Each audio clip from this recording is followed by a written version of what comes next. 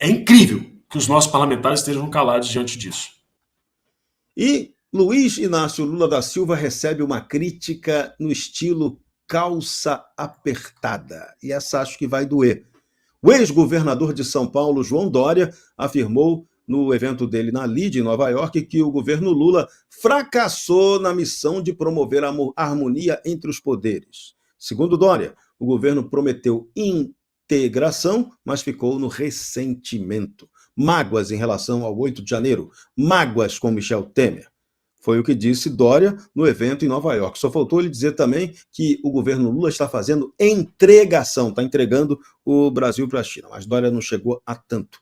Ele elogiou até o ministro Fernando Haddad como um bom quadro, mas disse que o Haddad tem sido mutilado pelo próprio partido, o PT. Perda total. O ex-governador de São Paulo alertou que se o governo continuar gastando mais do que arrecada, o impacto recairá sobre os mais pobres. Segundo Dória, são 2 anos e meio perdidos. O país precisa parar de brigar com o passado e começar a enfrentar os problemas do presente. Lindíssima e comovente mensagem, né, Fabiana Barroso? Ô Serrão, tá difícil, é brasileiro. Eu tô vendo o pessoal aqui no chat, né? Um vai dando força pro outro, parece terapia em grupo. É assim que a gente se sente. Agora sim. Ai, João Dória. Vamos lá, vamos logo no peito do senhor, né, calça apertada, que acho que curtia ser chamado assim. Então, senhor calça apertada é a modalidade agora de que crítica peronomútil, né, do governo Lula, que manjado. Como assim? O senhor era a favor ou contra o Haddad? Porque quando foi para participar da Prefeitura de São Paulo, meu Deus, né? A boquinha, ó, escorria o veneno pelo lado. Agora já está falando que ele está sendo mutilado, tadinho, é vítima. Olha, Dória, se eu fosse você, eu não forçava tanto a barra, porque o título de pior prefeito de São Paulo é do Haddad. Mas se forçar a barra, a gente pode mudar de ideia e dividir contigo. O que você acha? Para nós, não tem efeito algum esses eventos da LIDE. Só alcança o alto empresariado e quem quer conversar com ministros, né, em mesas de jantares assim importantes. Para o mero mortal, é bem o contrário. Então, o senhor, João Dória, que passou aí vendendo, nossa, uma hora é gari, se veste de gari, outra hora é jardineiro, né? Nossa, sou super do povão. É tão do povão que tem a capacidade de não fazer nenhuma crítica completa. Né? Não dá nem pra... É bem coisa de sapatênis. Depois o pessoal acha que eu implico, mas assim, tem traços de sapatênis, eu prefiro um esquerdista, assim, assumidamente, porque essa vertente aí, os fabianos, não é Fabiana, porque Fabiana, minha mamãe me deu o nome, né? A vertente fabiano, são esses, comem quietinho, fica soltando um veneninho, tem como ídolo mor hoje em dia o Temer, que também tem falado cada pérola, não é mesmo, Temer? É tão interessante, depois quando fica com problema, bate lá na porta do próprio Bolsonaro para tentar ajudar lá no negócio do Líbano. Pensa que a gente esqueceu?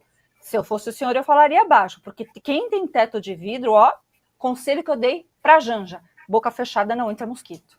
Felipe Barros, presidente da Comissão de Relações Exteriores e Defesa Nacional, reuniu-se hoje com Mike Pence, ex-funcionário do Departamento de Estado dos Estados Unidos. O encontro foi realizado nos Estados Unidos e discutiu a suposta interferência da Agência dos Estados Unidos para o Desenvolvimento Internacional, a famosa USAID, ou USAID, nas eleições presidenciais de 2022.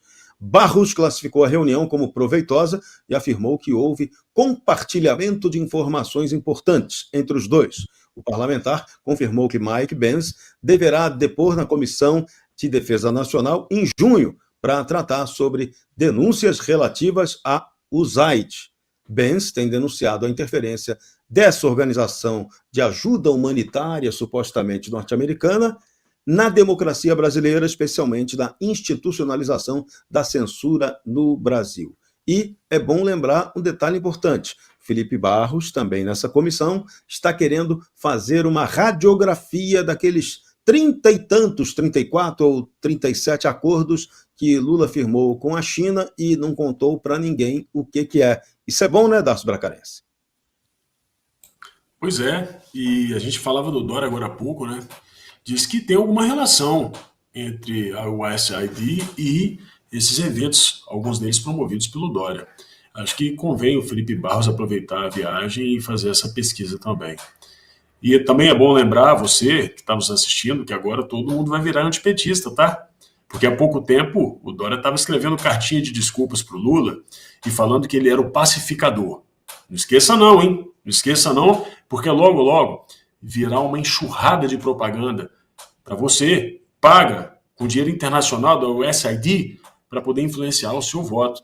E teremos também pessoas influenciando você na internet, recebendo dinheiro que a gente não sabe de onde. Alguns deles pintando o cabelo, imitando foca, assim como teremos também juízes, quem sabe, tomando decisões lastreadas em organismos internacionais, em relatórios produzidos por eles.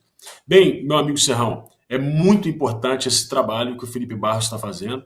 Essa é a atuação, portanto, ela pode dar ao Brasil documentação para que a gente possa cobrar os agentes internacionais que influenciaram a democracia brasileira, que atacaram a democracia brasileira, e eu não tenho dúvida nenhuma que o Felipe Barros é a pessoa ideal. Eu conheço o trabalho dele lá do Paraná, desde quando ele começou, e sei que ele é a pessoa ideal para poder estar elencando toda essa documentação. Ele que foi o relator, não sei se vocês vão se lembrar, do projeto do voto auditável e que infelizmente foi derrubado pela justiça, quem sabe com influência do USAID, e ele com certeza é uma pessoa mais do que gabaritada para poder levantar toda essa documentação. E um dia, quem sabe, a gente poder devolver o leme do Brasil para os brasileiros.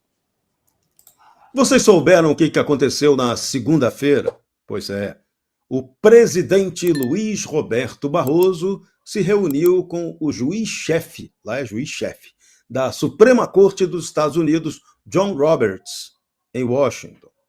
Durante o encontro, os dois ministros discutiram o papel das Supremas Cortes de seus respectivos países. A visita aconteceu como parte da extensa agenda que Barroso vem cumprindo nos Estados Unidos. O programa de compromissos do ministro inclui palestras no LIDE, grupo empresarial do João Dória. Barroso também realizou palestras em universidades norte-americanas durante sua estada no país. Agora, meu caro Bruno Alemã, o que Luiz Roberto Barroso teria a aprender com a Suprema Corte norte-americana? Eu vou fazer essa pergunta, vou pedir a resposta primeiro, Bruno, para quem chegou agora. Meu muso, André Marcília. A gente precisa entender o seguinte, o Barroso, ele precisa se ater, ele precisa entender que ele tem uma função aqui a ser feita, e quando ele não faz a sua própria função, ele comete crimes. Porque é muito sério a gente dizer isso, mas a gente tem que dizer. Se você sai da sua função e passa a dialogar, como a gente teve notícia ontem, de que o Barroso teria pedido auxílio para norte-americanos. Então, começa a pedir auxílio para norte-americanos, sai da sua função, da função de ministro, e passa a atuar como se um governante fosse, com prerrogativas do executivo, passa a dialogar com outros países, passa a buscar auxílio aqui e ali, enfim. O Barroso, ele não está mais dentro do cargo dele, e ele se desvia da finalidade, desvio de finalidade é crime. Abusa da sua autoridade, do seu poder, isso é outro crime. É necessário que haja autocontenção do STF, é necessário que haja autocontenção dos ministros, senão nós teremos uma crise dentro do Brasil que não vai se resolver nunca. Uma crise muito séria e que é uma crise institucional que eles próprios criaram. Depois, assim como o governo põe a culpa em todo mundo pela Previdência, a culpa é nossa da Previdência. Daqui a pouco, a crise da credibilidade do judiciário, eles vão dizer que é nossa culpa. Não, a culpa é deles. Eles não se mantêm no lugar que a Constituição oferta, outorga e impõe a eles. Bruno Alemã, a USAID, ou mais popularmente conhecida como USAID, ajudou o Tribunal Superior Eleitoral do Brasil a escrever um livro sobre desinformação. Foi dose para mamute, tivemos 2 eleições seguidas com censura. E agora, esse encontro do Barroso com o presidente ou o ministro-chefe da Suprema Corte norte-americana. O que a gente tem a aprender aí com o Tribunal Maior da América? Tem que aprender muito, né? Porque, afinal de contas, os Estados Unidos é o berço da democracia ocidental e o exemplo correto a ser dado.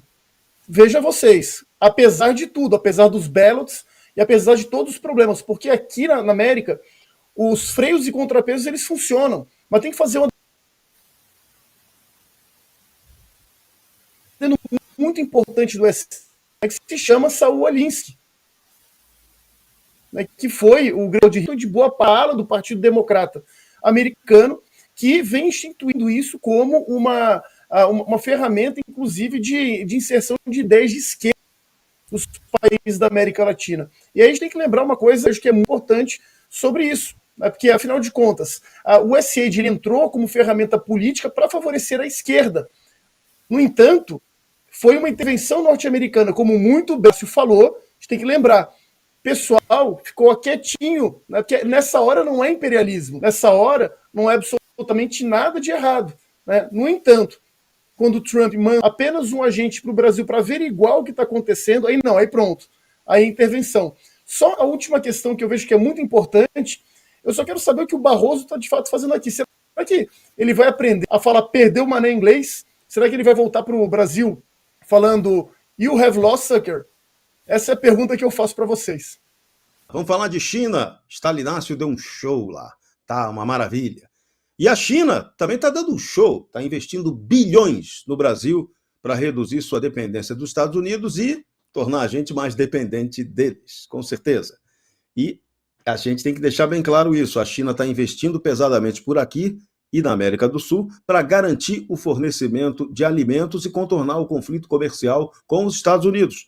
A estatal chinesa COFCO está construindo em Santos seu maior terminal de exportação fora da China. Investimentozinho de 285 milhões de dólares. Tem moleza não. Capacidade anual de exportação da empresa vai passar de 4,5 milhões para 14 milhões de toneladas de grãos quando o terminal estiver concluído.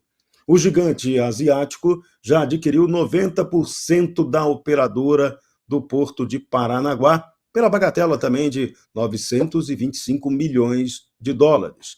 E também está construindo ferrovias no coração agrícola do Brasil. A gente já fornece para a China cerca de 70% das remessas de soja, enquanto a participação dos Estados Unidos nas importações agrícolas chinesas caiu para cerca de 14%. Bruno Alemã, vamos lá começar falando dessa questão. Estamos virando aí um protetorado chinês, os chineses vão comprar tudo no Brasil, Lourão vai deixar isso acontecer tão facilmente? Já estamos, né? Já existem fazendas em nome de chinês do Pará, eles já tinham uma série de investimentos no Brasil, e aí eu chamo a atenção para uma coisa muito, muito importante. O chinês, ele faz guerra com aperto de mão. O termo guerra comercial, ele não veio à toa. E por que eu falo isso? E é muito importante salientar. Eu vou propor um desafio para a bancada e para quem está nos assistindo. Me citem um país que ficou rico, que ficou próspero negociando com a China. Absolutamente nenhum. No entanto, a gente tem que lembrar uma coisa. Os Estados Unidos tirou países da América Latina da extrema pobreza, é o caso do Chile, é o caso do Panamá, e também recuperou o bloco europeu no pós-guerra com o Plano Marshall. A grande questão é, quando que virá a conta do investimento chinês no Brasil? Essa é uma boa pergunta, e essa conta pode estar vindo, né, Darcio Bracarense, mais rápido do que a gente imagina, né? O problema todo que, na verdade, a gente não faz a menor ideia de qual será o custo, e esse custo será pago pelos nossos filhos e netos. Eu falava no programa anterior que a China, na África, construiu mais de 20 portos, construiu rodovias, ferrovias. Só para você ter uma noção, Serrão, em Joanesburgo, só em Joanesburgo, a China construiu mais de 20 mil casas. Ou seja, eu queria muito escutar o pessoal da esquerda dizendo se isso não é uma nova forma de colonialismo. Afinal de contas, é o que eles acusam, o imperialismo yankee de fazer pelo mundo afora. Agora, a China pode. É muito interessante observar como eles estão avançando, como a Rota da Seda está tentando impor ao mundo um sistema de comércio, e o mais triste, aí sim é sério, o Brasil, em vez de esperar um pouco para poder ver como ficará essa tensão entre Estados Unidos e China, se entregando de uma forma quase que subserviente para o outro país. E o pior, o Congresso sem oferecer qualquer resistência, porque esse tipo de coisa deveria necessariamente, até por lei, passar pelo Congresso. Dureza. E o presidente Lula afirmou que não tem medo de retaliação dos Estados Unidos após fazer discursos alinhados à China. Durante a visita oficial dele a Pequim, O petista criticou o protecionismo norte-americano e defendeu o multilateralismo como o melhor caminho para a economia global. Segundo Lula, o Brasil não tem medo de competir com os Estados Unidos na quantidade e na qualidade dos nossos produtos. Lula afirmou que ainda quer negociar a redução de tarifas com os Estados Unidos, mas que o Brasil buscará seus direitos na Organização Mundial do Comércio se o acordo não avançar. Surpreendentemente, Lula elogiou Donald Trump por sua postura nos conflitos em Gaza e na Ucrânia, dizendo que ele busca paz enquanto Biden falava em guerra todo dia. Mas o mesmo Lula que deu essa elogiadinha leve no Lourão também falou que Xi Jinping era o companheiro dele, Fabiana Barroso. Você aguentou ouvir uma dessa?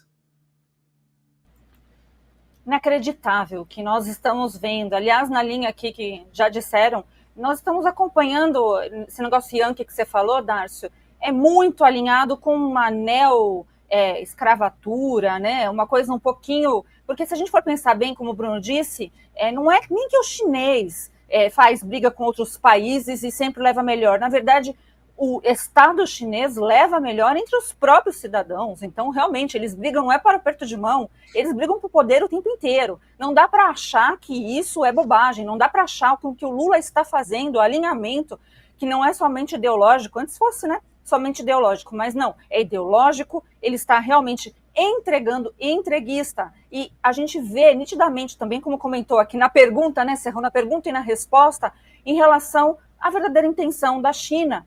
E eu não sou da ala pragmática que encara a China só pela parte dos negócios, mesmo porque não tem sido muito rentável. Vou dar exemplos rapidíssimos e concretos.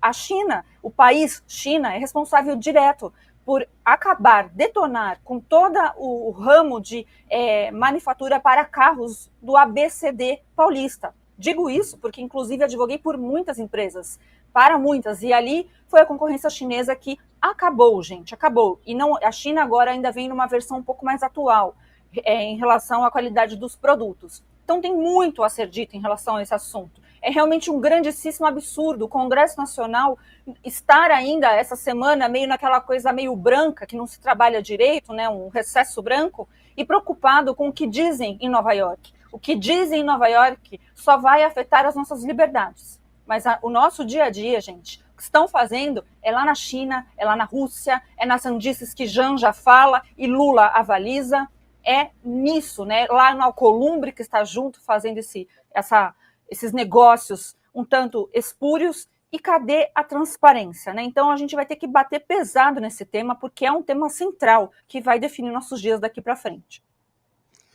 E os Estados Unidos não estão de brincadeira, não. Esses acordos do Brasil com a China vão ter aí uma certa reprimenda. Maurício Claver Carone, enviado de Donald Trump para a América Latina, criticou a aposta do governo Lula em acordos comerciais com a China. Durante o fórum em Nova York, o representante questionou o fato de Lula estar em Pequim enquanto empresários brasileiros buscam parcerias nos Estados Unidos. Pequena contradição. Ele disse: infelizmente, o presidente do Brasil está na China e não no maior mercado de capital, fomentando mais investimento dos Estados Unidos, seu maior investidor. Claver Carone comparou os acordos entre Brasil e China a bolos mais caros, que engordam mais, sugerindo que são menos vantajosos. Apesar das críticas, o auxiliar de Trump disse que empresários brasileiros são bem-vindos na Casa Branca e que terão reunião com representantes do governo brasileiro ainda esta semana. Bruno Alemã, ele mandou bem, a letra é essa, esse acordo com a China aí, para o Brasil, todo mundo está sabendo que está na cara que é um entreguismo explícito do Lula, que agora diz que é o mal, ou é o stalináceo, né? Está se comparando aí, a revolução do Lula é igual à revolução chinesa. É dose para mamute, né? Sabemos muito bem que quando o Lula fala em democracia, a gente precisa fazer só um gatilho, né, uma substituição para a revolução. Né? Ele quer aprender preceitos revolucionários com os chineses. Quem está nos Estados Unidos, por exemplo, sou eu. Eu estou buscando investimento para empresas que eu trabalho e buscando parceiros exportadores. Eu não vim para cá com dinheiro público, muito pelo contrário. né, vim para cá com a intenção de fabricantes que eu trabalho para poder buscar retorno financeiro para essas empresas. E aí a gente vê um dualismo muito interessante.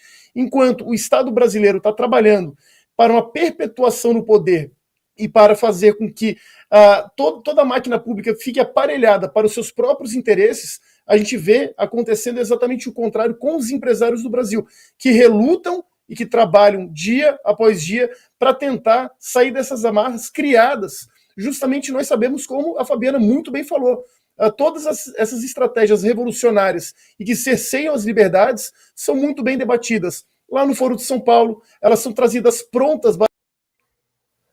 Tá um pouquinho complicado, mas enfim, né, só para finalizar de forma bastante rápida, a gente sabe exatamente qual que é o interesse do poder do Estado brasileiro, hoje chefiado pelo PT, e, em contrapartida, o brasileiro tentando sobreviver em meio a esse caos.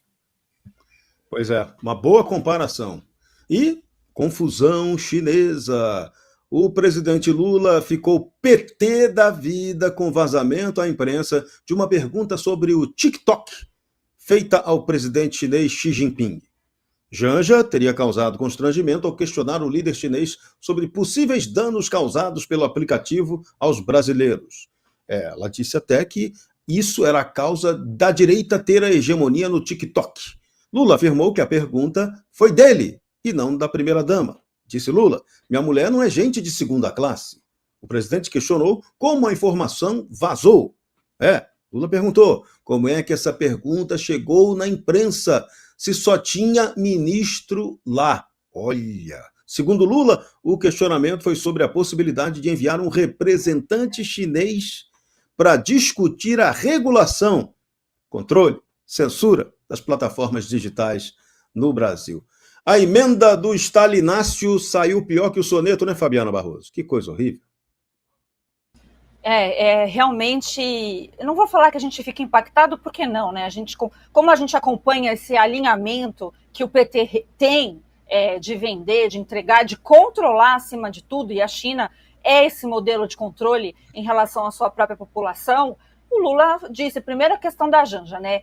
Assim, eu detesto fofoca, mas eu acho que essa fofoca fará bem ao Brasil. Então a gente tem que ficar realmente naquela de tititi da política, né? Dizem por aí, alguns jornais, é a mídia militante, tá, gente, que está sustentando que seria Rui Costa o fofoqueiro. Eu quero que eles tenham muitas dúvidas e que eles briguem entre eles, porque ali não tem pessoas que prezam nem pela verdade, nem pela lealdade. Então, o Lula deveria até disfarçar, né, que alguém traiu a confiança dele. É mesmo, Lula, e você traiu a confiança de milhões de brasileiros e por um longuíssimo período. Então, Rui Costa, vamos fazer as apostas aqui, depois vocês podem colocar no chat quem vocês acham que é o fofoqueiro ou a fofoqueira, né? Essa parte interessante. Aí a parte aqui em relação a todo esse constrangimento, baboseira, ninguém está querendo saber o que Janja é. Nós sabemos e temos certeza que ela não foi eleita, portanto, ela não pode falar em assuntos vinculados à política externa, vinculados a assuntos relacionados a todos nós. Né? O dia que ela quiser fazer isso é muito simples. Coloca a carinha dela, o numerinho 13 e alguma coisa, ou só o 13, sustenta lá a sua própria eleição e vai para as urnas. E eu digo que acho que ela terá muita boa sorte, né, nesses tribunais e nessas urnas de meu Deus. Mas se ela não passar por isso, não é questão de ser mulher, primeira classe, segunda classe, nada disso.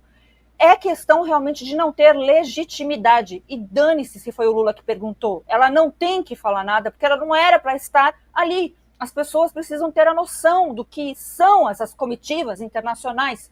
E se você estiver com dúvida, Dona Janja tem um negocinho chamado ChatGPT. Vai nele. Ele é meio esquerdista, mas para você vai dar certo. Pelo menos vai te dar dicas de bom comportamento, né? E como ficar caladinha em momentos em que falar falar é uma pérola. Como dizia minha avó, né? Em boca fechada não entra mosquito. Dácio Bracarense, o Marcos Almeida Pereira Júnior mandou pra gente um superchat dizendo o seguinte: Janja, a socialista que sonhava em ser socialite. Definição bacana, né? É muito parecido com a Lady Kate, né? Acho que ela é um personagem que era uma socialite, mas enfim. Até que enfim, Serrão, até que enfim. O triplex não era dele. Não era dele. E tudo mais também não era dele, assim como o sítio de Atibaia, que também não era dele. Mas a pergunta é dele. parece até que ele está com medo de ser demitido, né? Parece que a gente encontrou quem manda nesse governo. Mas antes de encerrar esse assunto China ou de passar para a próxima pauta, eu só quero fazer uma reflexão com vocês. Tribunal de Contas recebeu carros chineses incomodados. Câmara dos Deputados recebeu carros chineses incomodados. Presidência da República recebeu carros chineses, assim como o Superior Tribunal de Justiça. A pergunta é... O Supremo Tribunal Federal faz convênio em inteligência artificial com a China. A pergunta é, será que os carros chineses são os novos espelhos de quem chega para dominar a Terra em troca de riqueza? Fica a reflexão para vocês. Porque é incrível que os nossos parlamentares estejam calados diante disso. Agora vamos falar, você que está meio sem grana, né? Está sem grana? Então, pega um empréstimo do Lula. Você vai ficar com menos grana ainda. O Haddad está defendendo o empréstimo do Lula com juros a 90% ao ano. Vou repetir. O ministro da Fazenda, Fernando Tachad, defendeu o programa de crédito consignado privado, apelidado de empréstimo do Lula, como alternativa aos agiotas. Olha que bonito. O Haddad afirmou que tem muita gente no agiota e muita gente num crédito a 5%, 6%, 7% ao mês. Simulações apuradas pela Revista Oeste revelaram que o programa do Lula oferece taxas de até 5,5% ao mês, equivalente a 90,12% ao ano. É isso. Você pegou o dinheiro, vai pagar quase o dobro. O ministro reconheceu relatos de assédio por parte de instituições financeiras e admitiu que o programa precisa ser monitorado. Vão monitorar igual as concessões feitas às associações que cuidavam dos aposentados. Será que é isso? Deve ser. O tema veio à tona em meio ao escândalo de fraudes no INSS, que envolveu até o irmão do presidente Lula, dentre tantas outras associações. E tem associação também e sindicato emprestando dinheiro para aposentado e pensionistas sem que eles saibam que estão pegando o dinheiro emprestado e pagando juro alto. Esse escândalo parece que vai longe, não vai, Darcio Bracarense? Vai sim, e essa é uma covardia sem precedentes. Isso é um assalto, Serrão. Um assalto, as coisas têm que ser ditas pelo nome. Isso não pode ser tratado dessa forma. Não é possível que a gente não tenha nenhum órgão de controle, que a gente não tenha qualquer freio para esse tipo de absurdo. É agiotagem com a população. E eu acho que você foi muito feliz, porque esse controle que querem criar, na verdade, não vai existir. E daqui a pouquinho vai ter gente com empréstimos que nunca fez. É muito triste a situação brasileira. Há pouco a dizer sobre esse tema, a não ser que esse é um campo em que a população está absolutamente à mercê de um grupo que hoje está no governo e que trabalha como agiota. Bruno Alemão, não tem sustentabilidade um projeto econômico que baseie o consumismo no endividamento da população, principalmente aquela mais pobre, né? É uma estupidez econômica, inclusive. É de dar orgulho ao economista John Maynard Keynes, né, que pregou o welfare state e basicamente o dinheiro sem lastro, né? A gente tem que lembrar uma coisa: possui como obrigatoriedade o ensino de matemática financeira básica. As pessoas saem do segundo grau no Brasil e não sabem a diferença entre juros simples e juros compostos. E aí quando você entra nessa armadilha, ou seja, as pessoas são ignorantes por natureza em questões relacionadas a crédito. Compra carro extremamente caro, parcela, enfim, por quê? Porque não tem conhecimento real do quanto vale. Então, né, acaba se criando essa bola de neve que chega a esse ponto do governo criar uma financeira de 90% ao ano. Você precisa assistir o melhor canal de notícias do Brasil. O programa que fala de tudo, que deixa você informado sobre tudo o que acontece no Brasil e no mundo. Ao vivo, todos os dias, no YouTube. Clique aqui e se inscreva.